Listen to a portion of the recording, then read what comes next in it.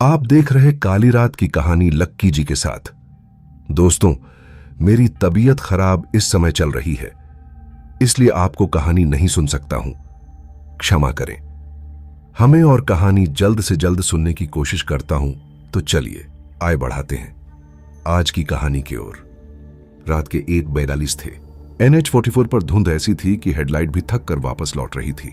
सड़क पर सन्नाटा और दूर दूर तक बस वही पुरानी स्ट्रीट लाइटें जिनकी रोशनी कभी पूरी नहीं पड़ती, आधी अधूरी, जैसे किसी को रास्ता दिखाने के लिए नहीं बल्कि किसी को कहीं पहुंचाने से रोकने के लिए जल रही हों।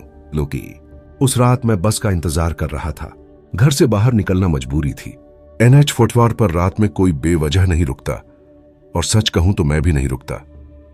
अगर उस रात मेरा फोन बंद ना हुआ होता और घर से वो एक आखिरी मैसेज ना आया होता, जल्दी आना, पापा की तबीयत। कुछ देर बाद धुंध फटती है और एक बस चुपचाप मेरे सामने रुकती है। कोई हॉर्न नहीं, कोई ब्रेक की आवाज नहीं, बस जैसे हवा में से निकल आई हो। गाड़ी पुरानी लग रही थी लेकिन साफ थी। ऊपर फेडेड बोर्ड पर सिर्फ इतना लिखा हुआ था, 44 नाइट सर्विस। मैंने चढ़ते समय ड्राइवर को देखा। चेहरा नहीं दिखा, सिर्फ उसकी आंखें, काली और इतने शांत कि जैसे उसने कभी झपकी ही न ली हो।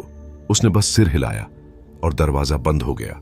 बस में सिर्फ 5 लोग थे, सबके चेहरे शांत, इतने शांत कि जैसे किसी ने उनसे डर निकाल दिया हो, या शायद जिंदगी। मैंने सीट पर बैठते ही महसूस किया, सीट ठंडी थी, बहुत ठंडी, जैसे किसी ने अभी मुझे पकड़कर छोड़ दिया हो। मैंने सोचा हवा होगी, पर खिड़कियां बंद थीं।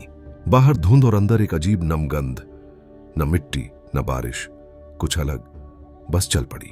कुछ मिनट बाद एहसास हुआ, बस में कोई आवाज नहीं थी, ना इंजन की, ना टायर की, ना हवा की। बस एक हल्की सी फुसफुसाहट, जैसे सीटों से कोई धीरे धीरे सांस ले रहा हो।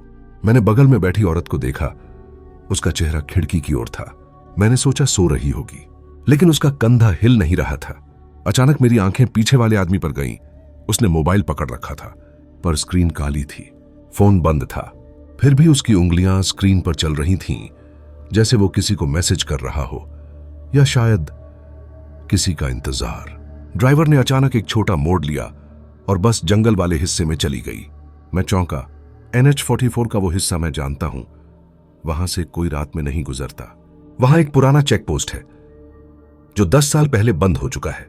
फिर बस रुकी। एक आवाज आई, बहुत धीमी, जैसे कोई सीटों के बीच से बोल रहा हो, उतरना नहीं है। मैंने सोचा किसी यात्री ने कहा होगा, पर सबकी निगाहें पहले से सामने जमी थीं। किसी ने पलक तक नहीं झपकाई। ड्राइवर ने दरवाजा खोला और धुंध अंदर घुस आई।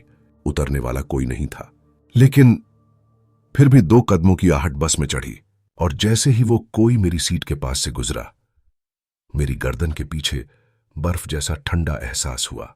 मैंने चेहरा मोड़ने की हिम्मत नहीं की, बस फिर चल पड़ी। इस बार सीधी, लेकिन सड़क गायब थी। खिड़की से सिर्फ धुंध, जैसे हम कहीं जा ही नहीं रहे थे, या शायद कहीं लौट रहे थे।